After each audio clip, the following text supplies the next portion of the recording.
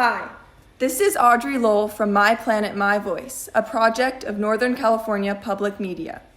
Today, I have the privilege of interviewing Mr. Floyd Thompkins, Jr. Mr. Thompkins is a leader, educator, writer, nonprofit leader, and pastor in Marin City, California. Thank you for sharing your insights today. My first question for you is, what is the link between global climate change and economic disparity? First of all, thank you for letting me be here today. And this is really important. It's actually a link that other people have explored. Specifically, I think 2 years ago, there was an article in the Harvard Gazette by Dr. Lieb, who actually said there are two things that you want to worry about in global warming. First of all, food spoilage, which is what particularly good food pantries are good at. And also then being able to address the question of inequality. Now, what happens with climate change, we think of it in terms of science, but in reality, when we're looking at all of the economic problems that happen, anytime poor people get poorer and people get more vulnerable, then they have to make choices. And the choices between, at least in the American context, is between medicine and food, or between housing and food, or between a lot of things in food. And so the food pantries become more vital in order to meet those needs. And as global warming has caused people to be less economically secure, then the food pantry crowd grows. Now, on the other end of things, because of global warming, then food supplies are also incredibly threatened. And there's been a number of studies saying, especially in the United States, that with the droughts and the weather that's happening, we're also seeing a diminishing in the food that's there also. Which means that we have more people coming to food pantries because of the economic disruption. And then we have a harder ability to get food from what we know as our normal places, so that the food pantry then has less food, more people coming to it. And so what's really important right now is we find places to get food from not only corporate sources, but also people more individually involved with spoilage.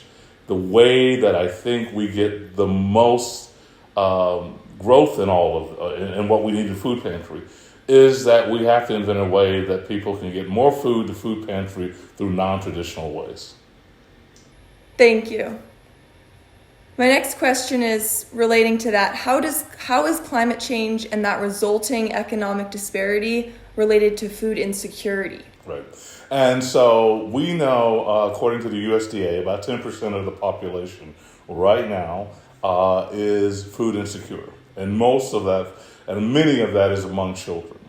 And since COVID, it rose, which is that economic displacement I talked about.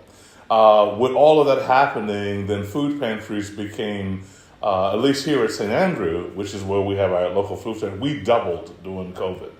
And there is this curious thing that happens that people think that after COVID, everything was going to become back to its normal place very quickly. That is not happening. What is happening is that we looked at a 40 to 50% rise in the number of people coming to food pantry because of economic displacement. And we now don't have, it hasn't changed, mainly because the economic disruption of COVID, as we see in the economy, has continued. The weird thing is, the difficult thing is, because policy is not turn on a dime reality, is that much of that funding to try to secure food from other places was completely, I think as of 2 months ago, was completely cut off. So now we're faced with more people looking for food with less money. And you put climate change in there, which means an inability to get food from our traditional sources, and you understand a crisis is not only looming, but is happening right now. I also want to say something else, and you can cut this out if you want to. I also want to say something else, is that people don't understand that food pantries don't look like what we think they look like. This is not just the poorest of the poor. Actually, as economic, and this is a common thing, as economic insecurity becomes broader across the economic stroke, more and more people need to take advantage of food pantry because their choices become more problematic. So as, let's just say, a middle-class family who was doing rather well because of climate change, because of shifts in economic reality, now they're not doing as well. And now they're making decisions about food they have never had to make before. The Bay Area, astonishingly, and this is, I'm glad it's going to be Northern California, the average salary in Marin County is $170,000. The average salary in Marin City is $104,000. So there's $64,000 go. Right. But we live on the same economy.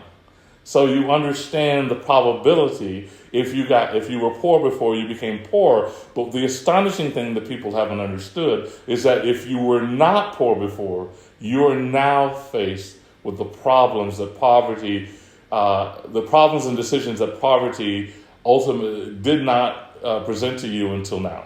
So folks are starting to have to go to food pantry as never before. Employed, working people, people who have families, people who have medical conditions. Again, some of them spurred because of the environmental things that are happening. So we have more physical problems also. So as you can see, food pantries now have an expanding audience, and we don't know what we can do about it. But we must do something because people must be fed, and starvation is not acceptable in the United States. How does this alter the role that food banks play in our communities, and specifically the role that the food pantry here plays in Marin City? Very good question. Couple of things. As I've just talked to you about the expanding reality. If you go to the food pantry, we have an incredible, first of all, let me talk about the volunteers, right?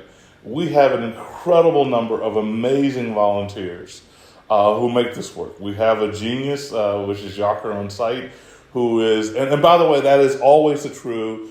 Every food pantry always has to have an advocate and someone whose passion drives us. In East Palo Alto, there's Nevada Butler. Here, there's Yacher. There are other people that do that.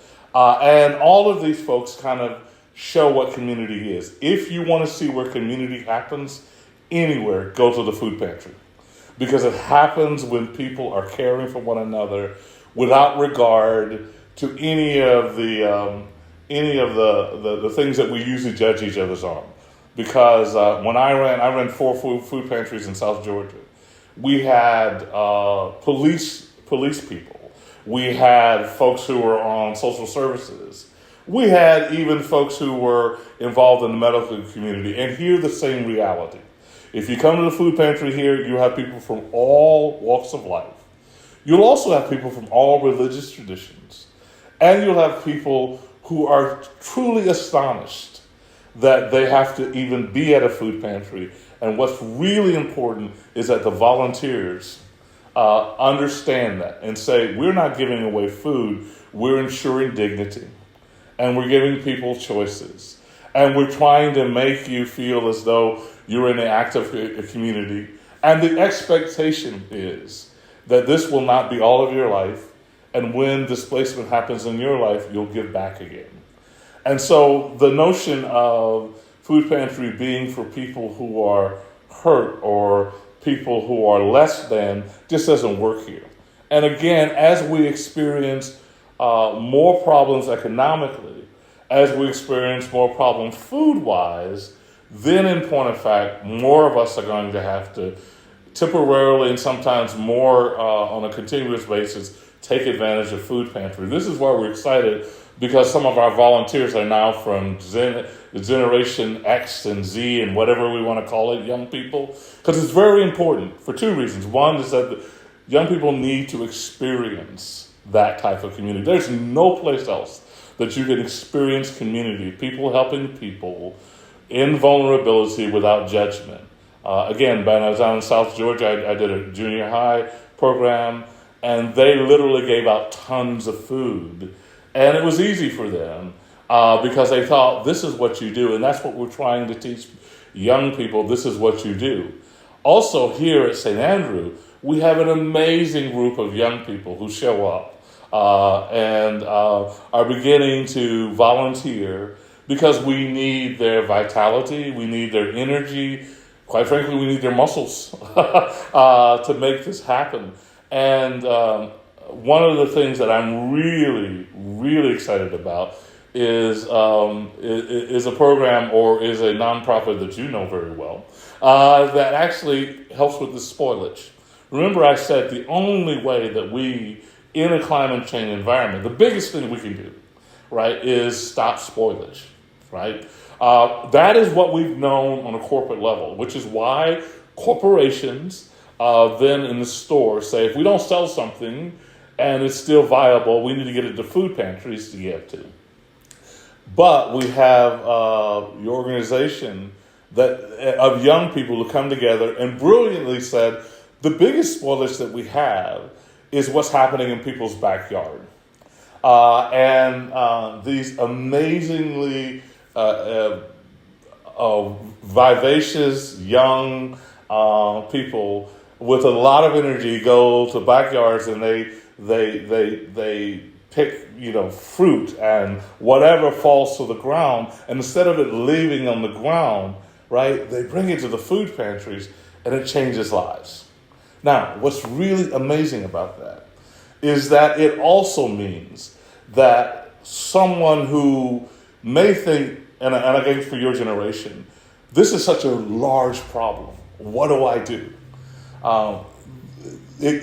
Hope is something that is a spark that has to be blown upon. It'll be blown upon. And by blowing upon a spark of hope, what I mean is you have to have action, right? Because hope can become an oppression that can lead to depression. And I've seen young people that do that, right? Who say the world is so big and what's happening is so large. And if you don't do anything about it, you either become the hypocrite that goes to the marches and do nothing, or you become the cynical person that believes nothing can be done. In between that are the people like yourself who say, no, I'm going to do what I can. And in doing what you can, you run into what you can do. And what you can do is usually larger than you know you can do. So I remember meeting you as a 13-year-old coming over to the office, having this simple idea and thinking, it's going to be a nice idea. I hope it works out well.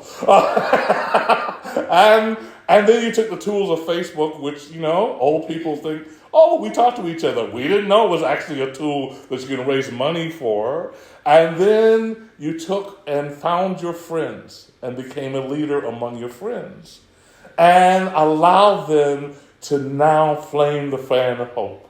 And now we have this idea germinating and populating with people of your generation in many different areas. How many other ideas are out there of people who understand that food insecurity, that global warming is a cry to say, fulfill my destiny as a human being? As a human being, what is broken is not a chance to complain, but a chance to figure out what is it in me that is bigger than this problem. Because intellectualism is not something that happens in school. That's only a part of it. It's what happens in school. It's knowledge and lived experience with grace and compassion that ends up with something called ingenuity and creativity. And your generation, I think, has learned that more than anything. If you don't move to help, then I think cynicism will go in. I believe fundamentally, and is absolutely true, when I look in the eyes of young people, I believe the answer for global warming, the answer for food insecurity, the answer for inequality is where it always has been, in people who are young and idealistic and hardworking, and who will run into the ingenuity and the power of their faith, their belief, and their hope. Thank you. So you mentioned Food Picked with Love, the backyard food program that helps to support this food pantry, but what other local programs can teens get involved with? Sure. Okay. Yeah, absolutely. So there's a couple programs. First of all, I want to do two things. First of all, there is your program, right? There's also a lot of community gardens around in every single city right now. There's a HEAL coalition here in Marin City, and they're happening in schools. But here's the problem. They're all old people trying to do it. And they're all the best solutions we have. The best solutions, however, are in your heads. So I'm going to say I would encourage people like yourself to do something you did, which is find the confidence and the courage to try something that occurs to you. Because we'll never know it, but you do. Because when you have your own confidence and courage, you can then be the leader of your generation. So volunteer in all those other programs. Come to the food pantry at our food pantry here, like on Sunday afternoon. We don't even, every Sunday we have to have people, and every food pantry does need this. They actually have to have more hands-on to it. So the first thing I would do is just volunteer at a food pantry. So you can get a sense of what it is and what it's about. And then the second thing I would do is to ask myself, what is it that's not being done, or what is it that I can do, right? And then go do it. So volunteer at a food pantry, volunteer at programs that are existing, become a part of this loving community of compassion. And then I believe, as a religious person, that the spark of God will ignite a fire of creativity, which it did in you and does in young people all the time. I'm old enough that many of the people that I worked in, the kids that I worked in the food pantry, are now older. It is very amazing. We did a study of those kids, and I think it's like 80% of them are in leadership of some nonprofit organization.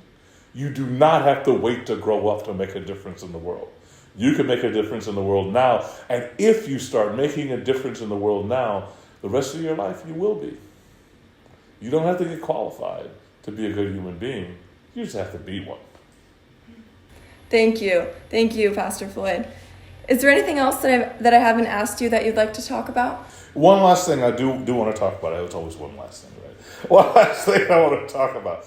I also think that sometimes young people who themselves have been a recipient of food pantry, or who themselves have been classified as poor or not having enough, or living in an area that doesn't have enough, they think of themselves as only people that are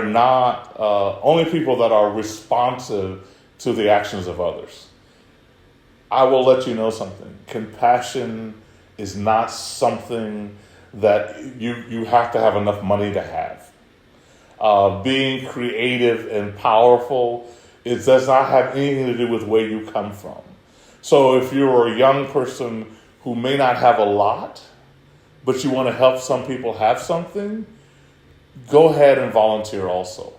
Volunteerism is not something that should have anything to do with economic placement. It has something to do with a heart condition. So I am simply saying, no matter whether you're poor or rich, or you consider yourself poor or rich, there is a place for you to give back, and in giving, you will receive the confidence to become all that you need to be. So I really want to make that clear, because I think sometimes if I were listening to this thing, especially on NPR and whatever, you start thinking, well, maybe it's only for a certain section of the population. But that would add to the myth of food pantries being only for poor people. But I don't want volunteerism to be that also. We have people who are struggling themselves who are part of the food pantry, and a part of dignity is to know that not only can you be helped, but you can be helpful. So I wanted to make sure we make that clear. Thank you very much for your words today, and thank you for speaking with us. I hope others are as interested and inspired by your comments as I have been today. Thank you very much. I'm inspired by you. Thank I you. appreciate it.